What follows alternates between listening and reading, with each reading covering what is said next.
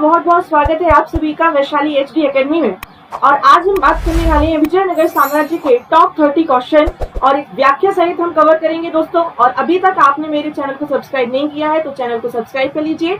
चलिए स्टार्ट करते हैं। पहला क्वेश्चन कि बीजापुर का गोल गुंबज किसका मकबरा है। देखिए जो बीजापुर का गोल गुंबज है ये आप देख सकते हैं, ये किसका मकबरा है? आदिल शाह प्रथम का, मोहम्मद आदिल शाह का, या ताज का, या इनमें से कोई नहीं। ताज सुवेटावा का या इनमें से कोई नहीं। तो देखिए जो बीजापुर का गोल गुंबज है दोस्तों, ये कहाँ पर, बीजापुर कहाँ पर स्थित है? तो आपको याद रखना है बीजापुर आता है कर्नाटक में। और आदिल शाही वंश के एक शासक जिनका नाम याद रखेंगे मोहम्मद आदिल शाह। मोहम्मद आदिल शाह का मकबरा है जो कि बीजापुर कहाँ पर आता है? कर्नाटक में आता है। और इस मकबरे को दोस्तों एक फारसी वास्तुकार थे, दाबुल के थे। कहाँ के थे ये? ईरान के दाबुल के थे। दाबुल के याकूत मोहम्मद ने इसका निर्माण कराया था। इसके वास्तुकार कौन थे? तो याकूत, आप याद रखेंगे। नेक्स्ट क्वेश्चन की हम बात कर लेते हैं। हमारा नेक्स्ट क्वेश्चन को सेवा के रूप में नियुक्त करने वाला विजयनगर का पहला शासक कौन था जिसने मुसलमानों को, विजयनगर का ऐसा पहला शासक जिसने मुसलमानों को सेवा में नियुक्त किया था? देवराय प्रथम, देवराय द्वितीय, कृष्णदेवराय या नरसिंह? तो दोस्तों वह शासक था, आप याद रखेंगे, देवराय प्रथम। देवराय प्रथम के बारे में दोस्तों आपको बहुत ही इंपॉर्टेंट फैक्ट याद रखने हैं कि ये वही देवराय प्रथम है जिसके शासनकाल में इटली का यात्री कौन आया था? निकोलो कॉन्टी आया था, जिसने 1430 में विजयनगर साम्राज्य की क्या की थी? यात्रा की थी। कौन आया था? निकोलो कॉन्टी आया था जिसने भारत की यात्रा की थी। साथ ही साथ दोस्तों एक क्वेश्चन और आता है कि तेलुगु कवि श्रीनाथ को किसने संरक्षण प्रदान किया था? तो तेलुगु कवि श्रीनाथ को भी देवराय प्रथम ने क्या किया था? तो संरक्षण प्रदान किया था। और यही वह व्यक्ति है जिसने बहमनी शासक फिरोज शाह के साथ में संघर्ष किया था। नेक्स्ट 2-3 फैक्ट जो आपको है याद रखने हैं। नेक्स्ट क्वेश्चन की हम बात कर लेते हैं। देखिए मैं व्याख्या सहित आपको कवर करा रही हूँ और आगे आने वाले टाइम में दोस्तों हम हिस्ट्री, मॉडर्न हिस्ट्री जो है वो चालू करेंगे। नेक्स्ट क्वेश्चन है कि विजयनगर की किस शासक की उपाधि गजबेटकर थी? ऐसा कौन सा शासक था जिसकी उपाधि गजबेटकर थी? देवराय प्रथम, देवराय द्वितीय, कृष्णदेवराय या इनमें से कोई नहीं? तो देखिए आपको याद रखना है कि जो देवराय द्वितीय है दोस्तों, तो देवराय द्वितीय की उपाधि क्या थी? तो गजबेटकर, है ना। देवराय द्वितीय की क्या उपाधि थी? गजबेटकर मतलब होता है दोस्तों हाथियों का शिकारी, है ना। तो आप याद रखेंगे हाथियों का शिकारी कहा जाता है गजबेटकर। और इसी ने इम्माडी देवराय या प्रोण देवराय या इम्माडी देवराय की उपाधि भी धारण की थी। और यही वह व्यक्ति है जिसके शासनकाल में फारस के अब्दुल रज्जाक ने भारत की यात्रा की थी। तो देवराय प्रथम के शासनकाल में निकोलो कॉन्टी ने, और देवराय द्वितीय के शासनकाल में किसके द्वारा? देवराय द्वितीय के शासनकाल में दोस्तों अब्दुल रज्जाक के द्वारा यात्रा की गई थी। नेक्स्ट हम क्वेश्चन की बात कर लेते हैं। देखिए कृष्णदेवराय भी काफी इंपॉर्टेंट है, इनसे एक क्वेश्चन आता ही है। आगे हम बात करेंगे कृष्णदेवराय की भी। नेक्स्ट क्वेश्चन, निम्नलिखित में से कौन सा क्षेत्र विजयनगर के शासकों और बहमनी सुल्तानों के मध्य विवाद का विषय नहीं था? ऐसा कौन सा क्षेत्र था जो विवाद का विषय नहीं था, पूछा है दोस्तों। तो जो कृष्णा और तुंगभद्रा का दोआब क्षेत्र था, बिल्कुल इस पे से लड़ाई हुई थी इन लोगों की, है ना। और जो हम बात करते हैं कि राजस्थंडी का युद्ध, है ना, बन्नीहट्टी का युद्ध, तो दोस्तों जो गंगा और तुंगभद्रा नदी का जो दोआब क्षेत्र था हुई थी लड़ाई, है ना। गोदावरी कृष्णा का डेल्टा क्षेत्र, ये भी दोनों के मध्य विवाद का विषय था, है ना। मराठवाड़ा का कोंकण आदि क्षेत्र, सिर्फ वारंगल जो क्षेत्र था वह विवाद का कारण, वारंगल जो क्षेत्र था वो विवाद का कारण नहीं था। बाकी सभी जो क्षेत्र थे वो किसका कारण थे? तो विवाद का कारण रहे हैं। नेक्स्ट क्वेश्चन है, विजयनगर के राजा कृष्णदेवराय ने गोलकुंडा का युद्ध किस राजा के साथ लड़ा था? दोस्तों विजयनगर के राजा कौन थे? कृष्णदेवराय। ये वही कृष्णदेवराय हैं जिनका वर्णन बाबरनामा में स्वयं बाबर ने अपनी आत्मकथा में इनका वर्णन किया है। आप याद रखेंगे किसका? कृष्णदेवराय। इनका तो कृष्णदेवराय का शासनकाल 1509 से लेकर 1529 तक है।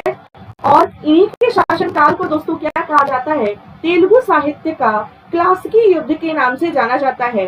क्योंकि यदि हम बात करें तेनालीराम, है ना, तेनालीराम किसके शासनकाल में रहा करते थे दोस्तों? तो कृष्णदेव राय के ही शासनकाल में रहा करते थे। और गोलकुंडा का युद्ध हुआ था कुली कुतुब शाह और कृष्णदेव राय के बीच में। ये आप क्वेश्चन याद रखेंगे, है ना, किसके बीच में हुआ था? तो कुली कुतुब शाह और कृष्णदेव राय के मध्य। नेक्स्ट क्वेश्चन की हम बात कर लेते हैं। विजयनगर के उस पहले शासक की पहचान करें जिसने बहमनियों से गोवा को छीना था। वह कौन सा शासक था जिसने बहमनियों से गोवा को छीना था? हरिहर प्रथम, हरिहर द्वितीय, बुक्का प्रथम या देवराय? देवराय प्रथम। दोस्तों वह व्यक्ति था हरिहर द्वितीय। देखिए विजयनगर साम्राज्य में आती है 4 वंश। संगम वंश आता है, तुलु वंश आता है, सुलो वंश आता है और अराविडु वंश आता है। सबसे पहले संगम वंश की स्थापना किसके द्वारा की गई थी? तो हरिहर और बुक्का नामक 2 भाइयों के द्वारा की गई थी, तुंगभद्रा नदी के किनारे। और दोस्तों हम्पी में विजयनगर के क्या मिलते हैं? तो अवशेष मिलते हैं। ये क्वेश्चन आ चुका है कि जो विजयनगर साम्राज्य की राजधानी हम्पी है वह किस नदी के तट पर स्थित है? तो तुंगभद्रा नदी के तट पर स्थित है। और दोस्तों हरिहर प्रथम की देखिए विजयनगर का पहला ऐसा शासक था जिसने गोवा को छीना था, कौन था? हरिहर द्वितीय। अभी थोड़ा हम इनकी बात कर लेते हैं। दोस्तों हरिहर प्रथम की बात करें तो इसने विजयनगर साम्राज्य की स्थापना की थी अपने भाई बुक्का प्रथम के साथ मिलकर। और दोस्तों बुक्का प्रथम वह व्यक्ति था जिसने क्या किया था? मदुरई की विजय की थी। और इसकी पत्नी ने गंगा देवी ने मदुरई विजय में इस बात का वर्णन किया है कि बुक्का प्रथम ने मदुरई को जीता था। साथ ही साथ दोस्तों आपको एक क्वेश्चन और याद रखना है कि प्रसिद्ध एक कवि का नाम आपको याद रखना है, सायन। किसके दरबार में रहते थे? तो सायन जो था वो बुक्का प्रथम के दरबार में रहते थे। और यही वह व्यक्ति है बुक्का प्रथम जिसने वेद मार्ग प्रतिष्ठापक की उपाधि जो है वो धारण की थी। वेद मार्ग प्रतिष्ठापक की उपाधि किस विजयनगर साम्राज्य के राजा ने धारण की थी? तो बुक्का प्रथम ने। नेक्स्ट इसका जो आंसर है वो क्या है? हरिहर द्वितीय है, हरिहर द्वितीय। नेक्स्ट क्वेश्चन की हम बात करते हैं दोस्तों। ये आप, मैं आशा करती हूँ कि आप जो है वो इन्हें नोट डाउन करते जा रहे होंगे इन क्वेश्चंस को। नेक्स्ट है कृष्णदेव राय के दरबार में अष्टदिग्गज कौन थे? कृष्णदेव राय के दरबार में अष्टदिग्गज कौन थे? 8 मंत्री थे, 8 तेलुगु कवि थे, या महान सेनापति थे, या धर्मदाता थे? तो आपको याद रखना है जो अष्टदिग्गज है ये तेलुगु कवि थे। कौन थे? तो 8 तेलुगु कवियों के संघ को ही क्या कहा गया दोस्तों? अष्टदिग्गज। अष्ट प्रधान जो है वो शिवाजी के शासनकाल में रहा करते थे और अष्टदिग्गज जो है वो कृष्णदेव राय के शासनकाल में रहा करते थे। नेक्स्ट क्वेश्चन की बात कर लेते हैं। शर्की सुल्तानों के शासनकाल में पूर्व का सिराज या सिराज हिंद किसे कहा गया? तो पूर्व का सिराज जो है वो कहा जाता है, या सिराज हिंद दोस्तों जौनपुर को कहा जाता है। शर्की राजा मलिक शर्की ने जो है वो इसकी स्थापना की थी।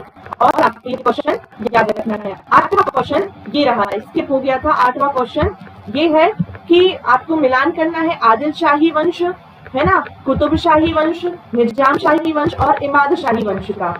जल्दी से सुमेलित करेंगे। जो आदिल शाही वंश है दोस्तों, आदिल शाही वंश, तो आदिल शाही वंश कहाँ पर रहा है? तो दोस्तों आदिल शाही वंश रहा है हमारा बीजापुर में, है ना। अभी अभी हम पढ़कर आए थे कि जो मोहम्मद आदिल थे उनका ही क्या है मकबरा कहाँ पर है? तो बीजापुर के गोल गुम्बज है।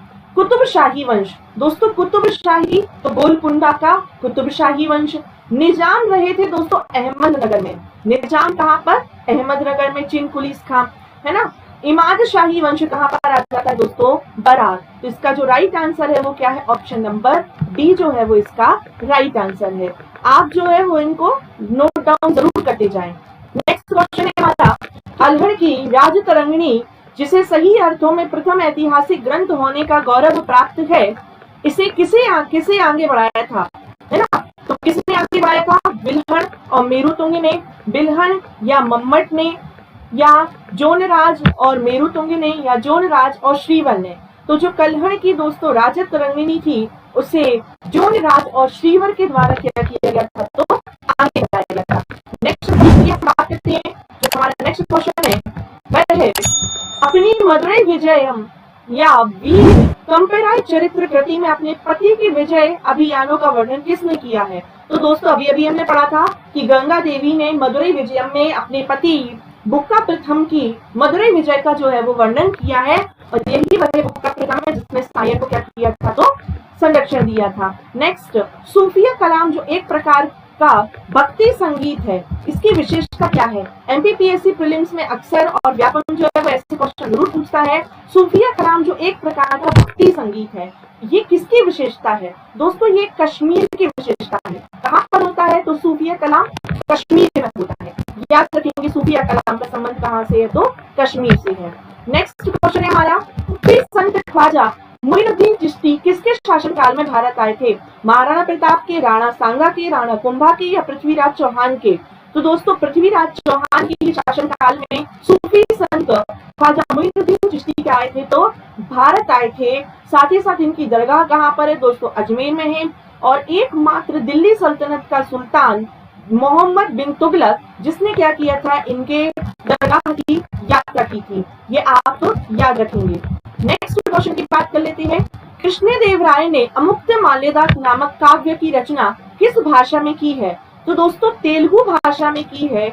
अमुक्तमाल्यदा नामक काव्य की रचना किसके द्वारा की गई है? तो कृष्णदेव राय। देखिए इनके ही शासनकाल में 8 जो तेलुगु कवि रहा करते थे, और ये जिन्हें अष्टदिग्गज के नाम से जाना जाता था।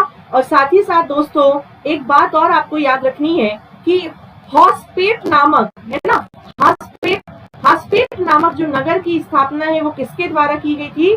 तो कृष्णदेव राय ने ही अपनी पत्नी की याद में ही हॉसपेट नामक नगर की स्थापना की थी। और इन्होंने ही दोस्तों अनेक भव्य भवनों का भी निर्माण कराया था कृष्णदेव राय ने, जिनमें हजारा मंदिर, विठल स्वामी मंदिर प्रमुख आते हैं। ये आपको याद रखना है। साथ ही साथ कृष्णदेव राय के ही शासनकाल में एक पुर्तगाली यात्री जिसका नाम था बाराबोसा, उसने, और डोमिंगो पायस, इन्होंने क्या किया था? कृष्णदेव राय के शासनकाल में भारत की यात्रा की थी। डोमिंगो पायस के साथ साथ दोस्तों एक आपको और याद रखना है, डोमिंगो पायस और बाराबोसा। नेक्स्ट क्वेश्चन की बात कर लेते हैं। मध्यकालीन सूफियों में सबसे धनी सूफी कौन सा था? मध्यकालीन सूफियों में सबसे धनी सूफी कौन सा था? मैं माफी चाहूंगी, थोड़ा सा पीडीएफ जो है वो फंस रहा है, इसकी वजह से, है ना, आप थोड़ा सा देख लें। मध्यकालीन सूफियों में सबसे धनी सूफी कौन थे? तो दोस्तों वह थे शेख बहाउद्दीन जकारिया।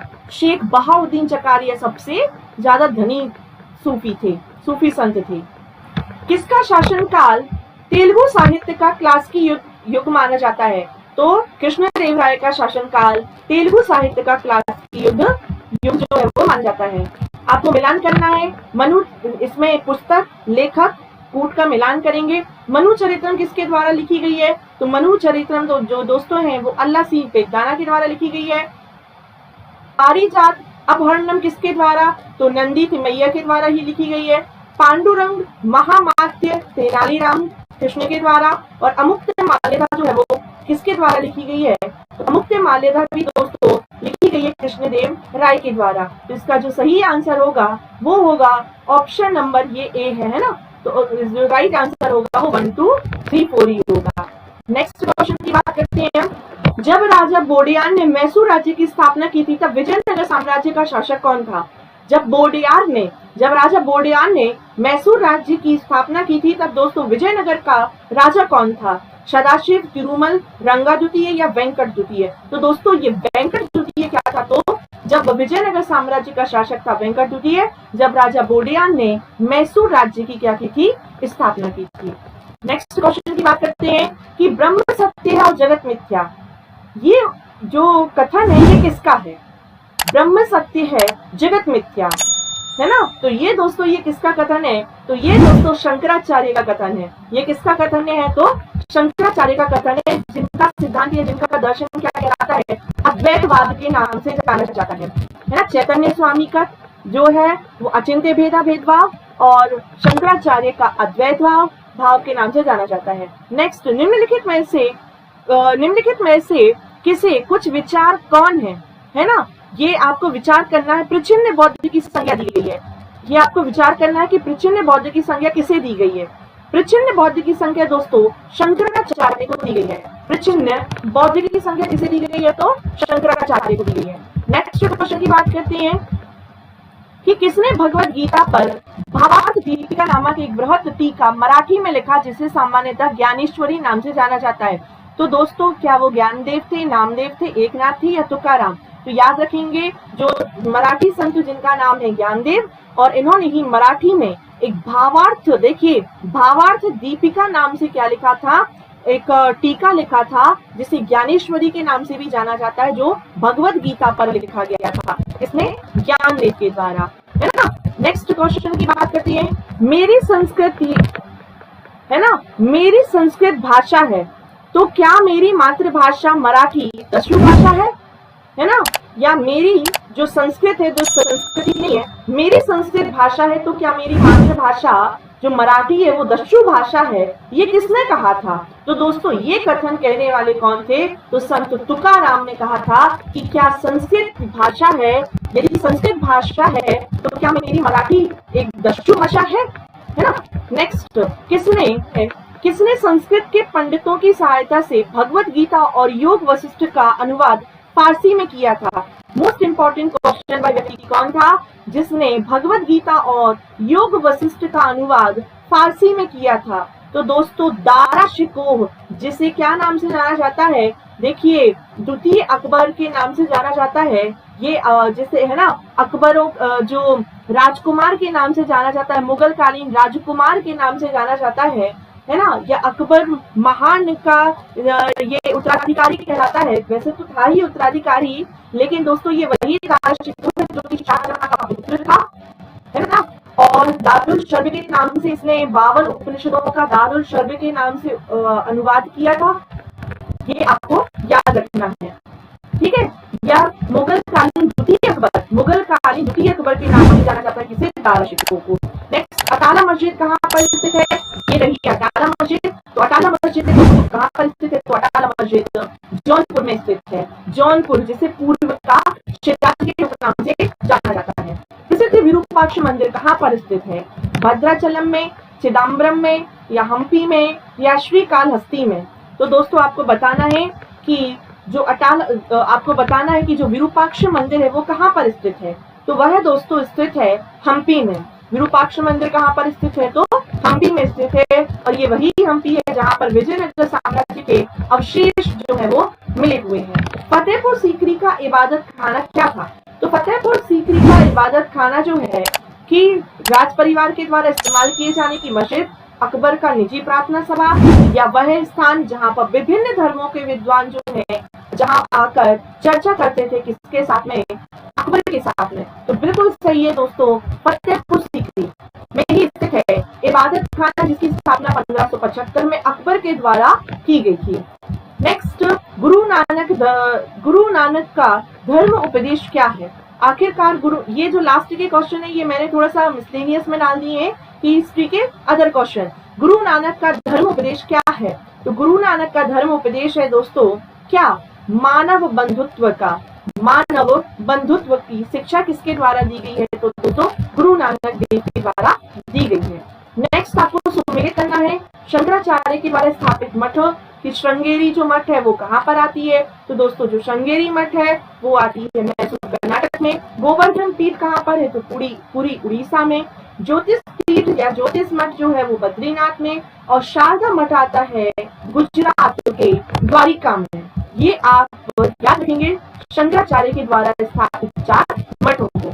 नेक्स्ट क्वेश्चन है फिरोज शाह तुगलक ने क्या बनवाया था? तो फिरोज शाह तुगलक दोस्तों, फिरोज शाह तुगलक, बलबन, अलाउद्दीन और जहांगीर में आपको क्या करना है? तो सुमेलित करना है। फिरोज शाह तुगलक ने दोस्तों नहरों का निर्माण करवाया था। इसके अलावा दोस्तों जहांगीर के शासनकाल में आया सर थॉमस रो। अलाउद्दीन के शासनकाल में दोस्तों दीवाने रियासत। और बलबन के शासनकाल में दोस्तों, बलबन एक वह व्यक्ति था जिसने एक फारसी त्योहार जिसका नाम था नवरोज प्रारंभ कराया था, जो वर्तमान में जम्मू कश्मीर में आज भी मनाया जाता है। तो ये रहा दोस्तों सही क्रम। इसी के साथ साथ हम मिलते हैं नेक्स्ट वीडियो में, और आप मेरे चैनल को सब्सक्राइब करें। साथ ही साथ दोस्तों टेलीग्राम और इंस्टाग्राम की जो लिंक है वो वीडियो में ही है, फॉलो और सब्सक्राइब जरूर करें। धन्यवाद।